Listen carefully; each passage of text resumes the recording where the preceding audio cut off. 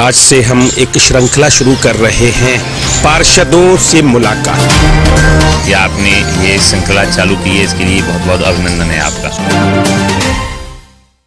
नमस्कार दर्शकों, आप देख रहे हैं टीवी टुडे इंडिया और मैं हूं आपका दोस्त योगेश खत्री। आज से हम एक श्रृंखला शुरू कर रहे हैं, पार्षदों से मुलाकात की। मथुरा वृंदावन नगर निगम के पार्षदों से मुलाकात का क्रम शुरू कर रहे हैं। मथुरा के हृदय स्थल वाले क्षेत्रीय पार्षद से, वार्ड नंबर 57 है आपका। भाजपा के पार्षद हैं रामदास चतुर्वेदी जी। रामदास जी, आपका बहुत बहुत स्वागत है टीवी टुडे इंडिया की ओर से। धन्यवाद भाई साहब कि आपने ये श्रृंखला चालू की है, इसके लिए बहुत बहुत अभिनंदन है आपका। और इस श्रृंखला को आपसे शुरू कर रहे हैं। ये भी बहुत ही प्रसन्नीय बात है कि आप मतलब मेरे जैसे कार्यकर्ता को आपने इस श्रृंखला की शुरुआत में लिया है, तो इसके लिए आपके लिए बहुत बहुत धन्यवाद। रामदास जी, जब आप पार्षद बने थे तो आपको कैसा महसूस हुआ था? सबसे पहले तो पार्षद बनने से पहले जो टिकट की स्थिति थी भाजपा की, एक अनार 100 बीमार जैसी स्थिति थी, तो पहले तो विजय आपने वहां प्राप्त की और फिर आप चुनाव मैदान में जब कूदे, वहां पर आपको विजय प्राप्त हुई।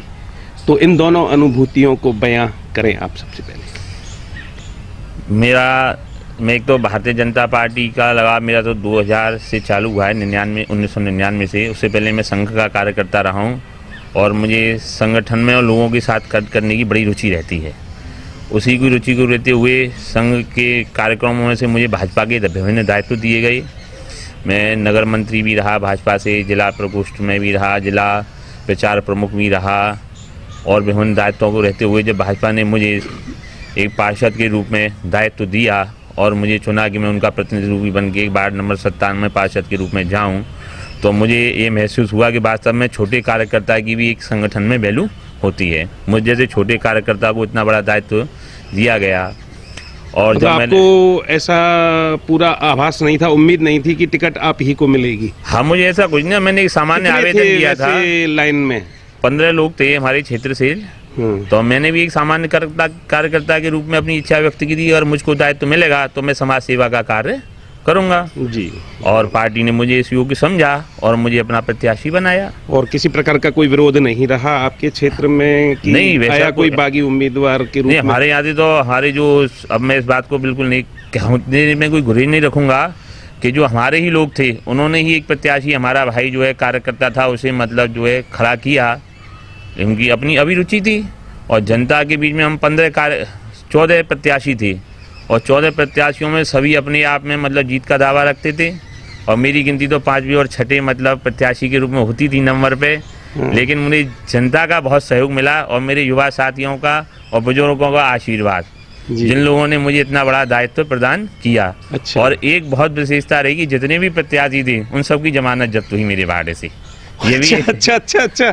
आपके अलावा अन्य 13 के 13 पार्षदों की, जितने पार्षद प्रत्याशियों की, उनकी सबकी जमानत जब्त हुई। अरे वाह! तो ये जनता का ही श्रेय है कि जनता ने। कितने वोटों से जीते? मैं 2 से 7 वोटों से जीता। आपकी कोई जीत का अंतर भी कोई खास नहीं रहा, लेकिन फिर भी वे अपनी जमानत नहीं बचा पाए। तो ये जनता का कोई मैं इसका श्रेय दूंगा। तो क्या आपने ऐसी घुट्टी पिलाई जनता को कि सभी पार्षदों की जमानत जब्त करा दी आपने? मैंने कोई घुट्टी नहीं पिलाई, जनता ने मुझे इस योग्य समझा और उन्होंने मुझे अपना आशीर्वाद रूप प्रदान किया। आपने खर्चा तो ऐसा कुछ नहीं किया मैंने, मतलब एक 2-2.5 लाख रुपए करीब तो हो ही जाता है नॉर्मल चुनाव में, लेकिन बहुत प्रत्याशियों का बहुत खर्चा हुआ था। अच्छा, जिनकी जमानत जब्त हुई वो आपसे ज्यादा खर्चा करने वाले भी थे, ऐसा बताते लोग बार। मेरा तो 2-2.5 लाख रुपए करीब मतलब जो है कुछ खर्च हुआ था। जी। लेकिन ये सब प्रक्रिया होती है चुनाव की, आप सब जानते हैं कि जैसी चुनाव की प्रक्रियाएं होती हैं वो सब प्रक्रियाएं होती हैं। तो आपने भी वो अपनाई हथकंडे? नहीं, मैंने कोई हथकंडे ऐसे नहीं अपनाए। मैं तो सादा केवल 2-2.5 लाख रुपया कहाँ पर खर्च हो गया? कार्यकर्ताओं की व्यवस्था में उनमें सब पूरी चुनाव प्रक्रिया में खर्च होता है, ये आप सब समझते हैं, समझे साहब। न तो मैंने कोई मतलब ऐसा अनुचित कार्य किया, न मैंने कोई वोटरों को पैसा बांटा। मैं तो एक स्वस्थ चुनाव लड़ा। हाँ, बस ये कि जो कार्यकर्ता आएंगे तो उनको जलपान तो कराना ही पड़ेगा, है ना? और अगर रैली निकाल रहे हैं क्षेत्र में तो तेल तो भरवाना ही पड़ेगा। मतलब दैनिक का जो कार्य होते हैं वो तो सब नियमित हो ही हैं संगठन की दृष्टि से। बड़ा संगठन है भारतीय जनता पार्टी। फिर चुन गए आप? हाँ, बन गए पार्षद? मैं पार्षद बन गया। और कैसा लगा आपको कि हम मतलब नगर निगम के पार्षद हैं, पहले पार्षद हैं अपने क्षेत्र के? तो ये भी एक इतिहास रचा जनता ने मुझे आशीर्वाद देके कि मुझे पहला पार्षद बनाया इस हृदय स्थल क्षेत्र का। ये मेरे लिए बहुत बड़े सौभाग्य की बात है जी। अब जब हम चुन के नगर निगम में पहुंचे तो सबसे पहला मेरा दिन था, तो मैंने पूछा कि भाई पार्षदों के बैठने के लिए कोई स्थान है कि नहीं। वाह। लेकिन बड़ा खेद हुआ मन में कि 70 पार्षदों के लिए आज तक कोई सीट निश्चित नहीं है नगर निगम में बैठने के लिए। कहीं पार्षद जाएं, कोई मीटिंग हॉल उनका या उनका जैसे स्कूलों में स्टाफ रूम होते हैं, स्टाफ रूम के कहीं जाके पार्षद बैठ सके। इतनी बड़ी नगर निगम में आज तक पार्षदों के लिए कोई सीट नहीं है बैठने की। हम जाते हैं नगर निगम में या तो मतलब किसी कार्यालय में जाके अपनी बात कह आएँ या मेयर साहब के पास जाके उनसे अपनी बात कह आएँ। अगर जनता हमको हमारे कार्यालय में आके मिलना चाहें तो हमारे लिए कहीं बैठने के लिए भी सीट उपलब्ध नहीं है। ये बात तो एक मुझको बड़ी अखरी जो आज तक करती है और हम इसकी मांग मतलब करते हैं। मतलब जनता ने जिन्हें दारोमदार सौंपा अपनी समस्याओं के निस्तारण का, वे ही समस्याग्रस्त नजर आए खुद को जब वे नगर निगम पहुंचे। उसके बाद ये समझिए कि हम प्रयासरत हैं। फिर मुझे कैबिनेट का में पार्टी की तरफ से रखा गया और कैबिनेट में दायित्व दिया गया। तो ये भी बड़ा सौभाग्य कि पहला नगर निगम और पहली नगर निगम में पार्टी की तरफ से जो 9 प्रत्याशी बनाए थे कैबिनेट की, उसमें एक मुझे भी चुना गया। तो इसके लिए मैं पार्टी का बहुत बहुत धन्यवाद देता हूं कि पार्टी ने मुझे इस योग्य समझा और जो सभासद दल था उसमें से मुझे इसकी विशेष जिम्मेदारी प्रदान की गई। अब यहाँ समस्या एक आती है कि नगर निगम तो बहुत अच्छा बना, जिसकी दृष्टि विकास को ध्यान में रखते हुए बनाई गई थी कि मथुरा नगर वृंदावन एक होता जा रहा है। आबादी की दृष्टि से बहुत सी इसकी समस्याएं सामान्य हो गई हैं और आना जाना रहना जो पूरा एक सर्किल है जहाँ इतनी कॉलोनियाँ बनी है, उसके हिसाब से मथुरा वृंदावन का नगर निगम का गठन होना जरूरी था। लेकिन वो हो गया। उसके बाद उसकी जो व्यवस्थाएं हैं वो अभी कहीं चरमरा रही हैं। इतने अनुभवी, मैं तो अनुभवी कहूँगा उनको, जो भी जो अधिकारी यहाँ पे आया हुआ है वो किसी न किसी नगर निगम से आया हुआ है यहाँ पे।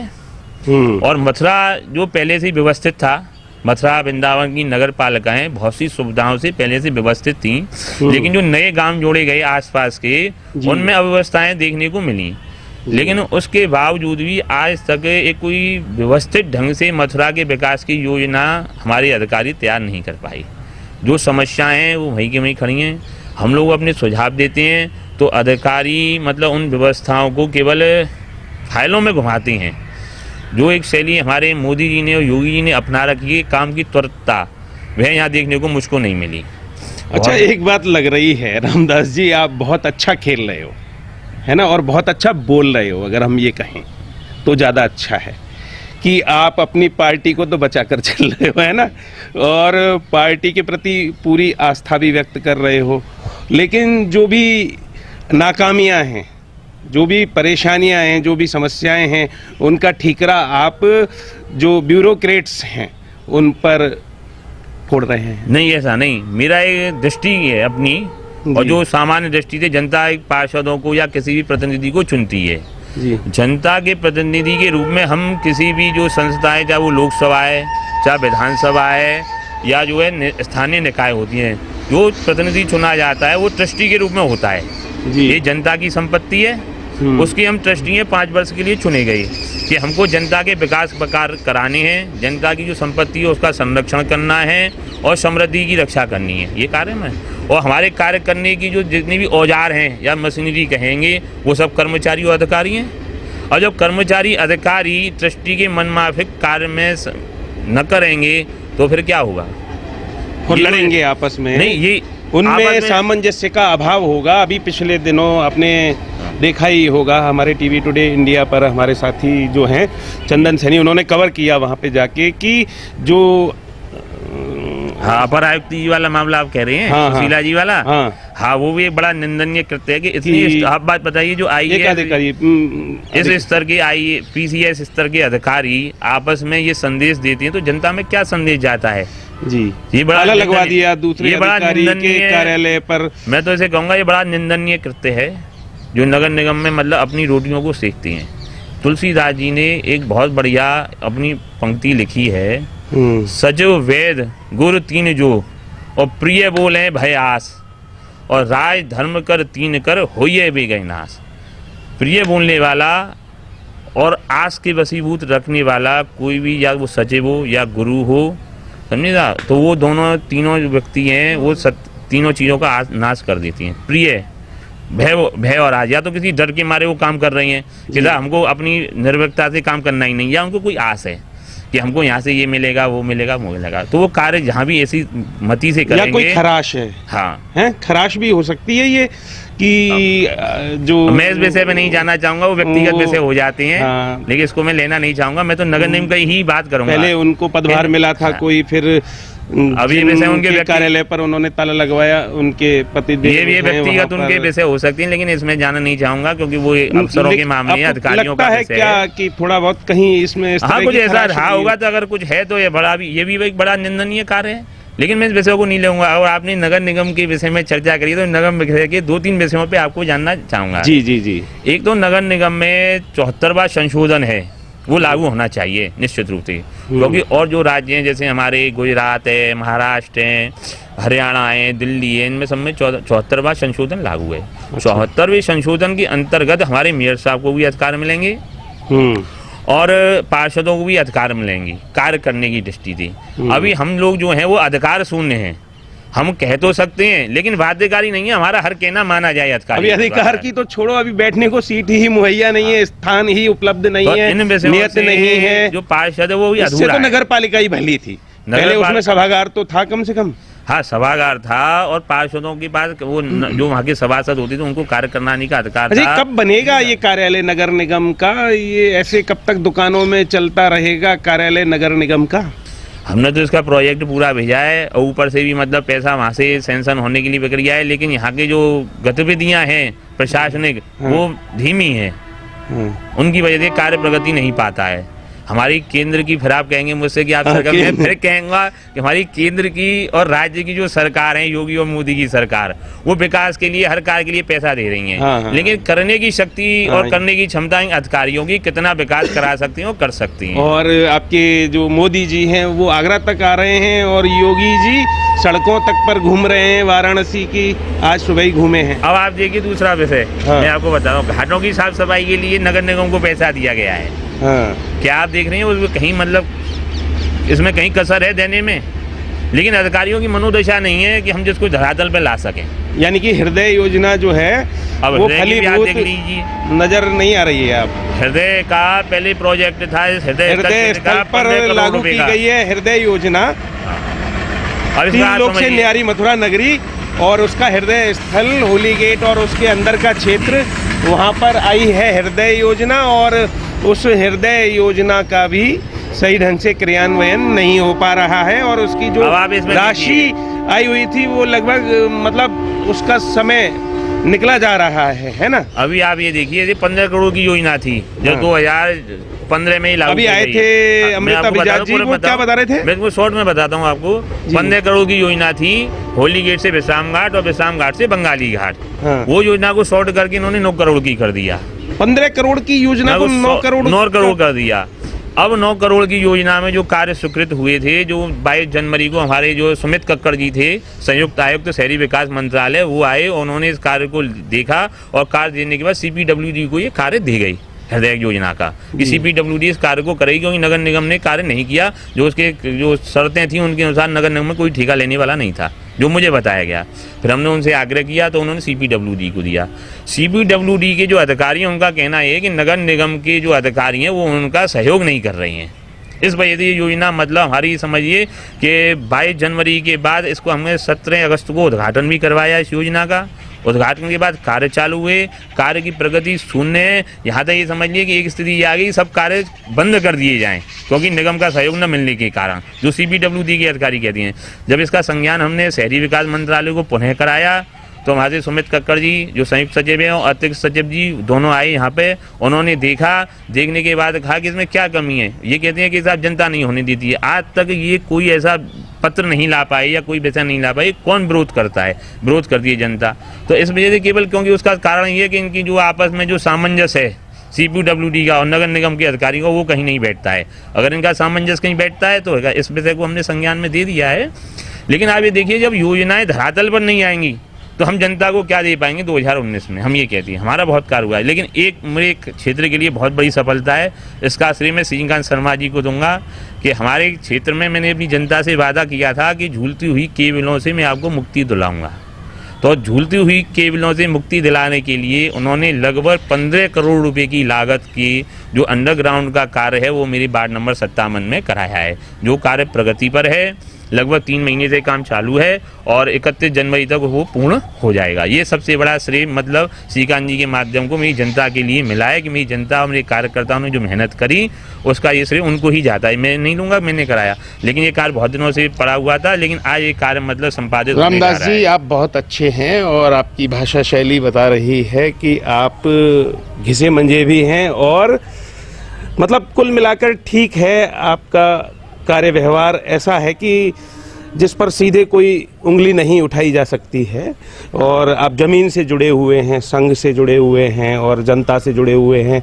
तो इसलिए जो बातें जनता को कहनी चाहिए या जनता की ओर से हमें आपसे कहनी चाहिए या पूछनी चाहिए, उसके उत्तर जो आने चाहिए उनके जवाब पहले से ही आ जा रहे हैं। आप खुद ही बता रहे हैं कि परिस्थितियाँ अच्छी नहीं चल रही हैं, सामंजस्य का अभाव है और बहुत सारी चीज़ें चल रही हैं। परसेंटेज की जब बात आती है तब आपको कैसा लगता है कि ये क्या चल रहा है नगर? कैसे परसेंटेज की बात मुझे बताएं। ये चल रहा है कि परसेंटेज आजकल खूब चल रहा है नगर निगम में। नहीं, जो मैं बात को कहता हूँ कि परसेंटेज चलने की कहते तो हैं, लेकिन आज तक मैंने 10 ठेकेदारों से बात करी कि कोई ठेकेदार मुझको एक बात बता दे कि साहब कि इसने इतना परसेंट मुझसे मांगा है, लेकिन आज तक कोई ठेकेदार नहीं आता है। केवल हवाई फायरिंग करने से, केवल कहने से कुछ नहीं होता है। कोई एक आदमी सामने आने को तैयार नहीं है। अच्छा खेल नहीं, मैं इस बात को अनुभव करता हूँ, मैं कह रहा हूँ नहीं, एक भी ठेकेदार इसको कहने को तैयार नहीं है।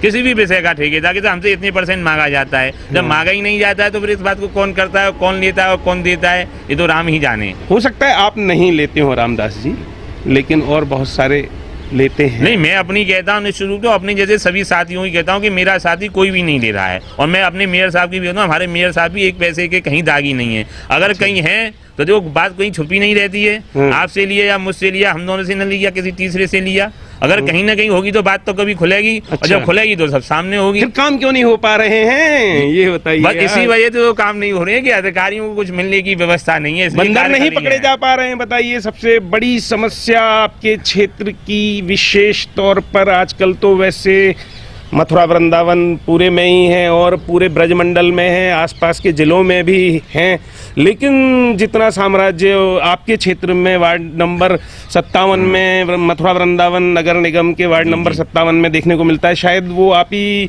के वार्ड से सटा हुआ वार्ड होगा या आपका ही होगा, जिसमें अभी एक महिला की डेथ भी हो गई। वो महिला की डेथ मेरे क्षेत्र में हुए।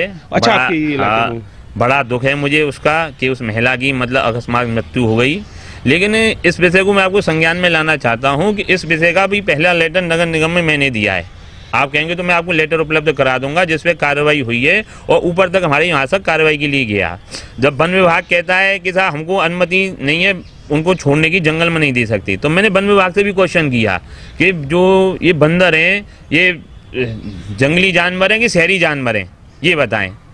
शहर में तो कोई जानवर होते नहीं है, जो भी जानवर होते हैं जंगल में होते हैं। जब जंगली जानवर शहर में आके मतलब उत्पाद मचाएंगे तो उसकी जिम्मेदारी वन विभाग की है, वन विभाग इनको कवर करे। लेकिन वन विभाग कहता है हमको अनुमति नहीं है साहब, वो मेनका जी हमारा कोई लगा रखा है कि सब जीव संरक्षण। अच्छा, वन विभाग जो है वो अल्टीमेटली आता तो सरकार के ही अंडर में है ना, तो आप अपनी सरकार का ध्यान आकर्षित क्यों नहीं करते हो कि वन विभाग ध्यान नहीं दे रहा है? और आपके जो मेयर हैं वो तो कुछ और ही कह रहे थे, वो कह रहे थे कि हमने सारी प्रक्रिया अपना ली है, बहुत शीघ्र पकड़े जाएंगे बंदर। हाँ, वो अभी गए थे, अगले महीने गए होके आए हैं, वो वन मंत्री से भी जाके मिले इस विषय में। हमने यहाँ से प्रस्ताव पास कर दिया कि हमको बंदर पर अनुमति दी नहीं जाए।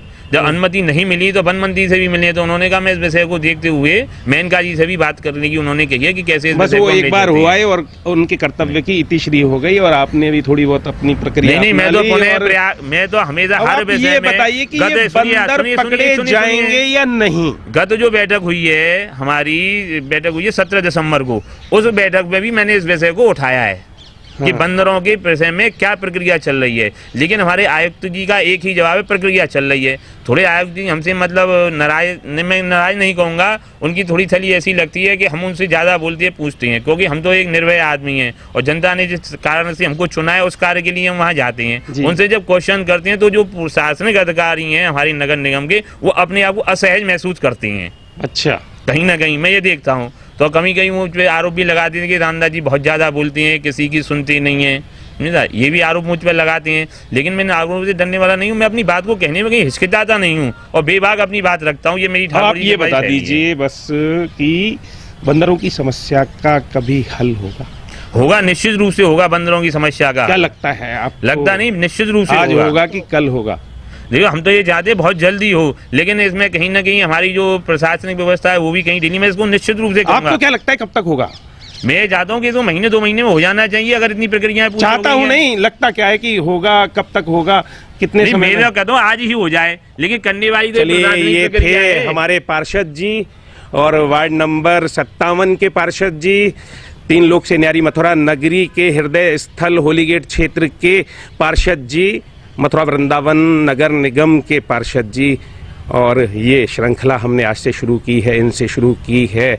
इनसे जो कुछ बातचीत हुई है वो आपने सुनी ही है, लब्बो लुआब सब आपके सामने ही है कि ये खुद ही परेशान हैं और ऐसे में जनता तो परेशान होगी ही, क्योंकि जो खुद परेशान है उससे बहुत ज़्यादा आपको सहूलियतें तो मिलेंगी नहीं। अब जो इन्होंने ध्यान आकर्षित किया है उस पर सरकारें कितना ध्यान देती हैं और क्या कदम उठाती हैं, ये देखने वाली बात होगी। 74वें संशोधन को लागू किए जाने की मांग आपने रखी है और अन्य व्यवस्थाओं की मांग पार्षदों के लिए भी आपने रखी है और सामंजस्य का अभाव माना है आपने। तो देखना होगा कि कब तक स्थितियों में सुधार होता है। और बंदरों की जो समस्या है उसमें आपने आपका वर्जन सुना ही है कि चाहते हैं कि आज ही हो जाए, लेकिन इनको भी अभी इस बात का पता नहीं है कि इस समस्या का निदान हो भी पाएगा या नहीं, या हो भी पाएगा तो वो कब तक हो पाएगा। तो इसलिए कुछ स्पष्ट रूप से नहीं बता पा रहे हैं। और आप देखते रहिए टीवी टुडे इंडिया, और हम शीघ्र ही लेकर के हाजिर होते हैं हमारे अगले पार्षद जी।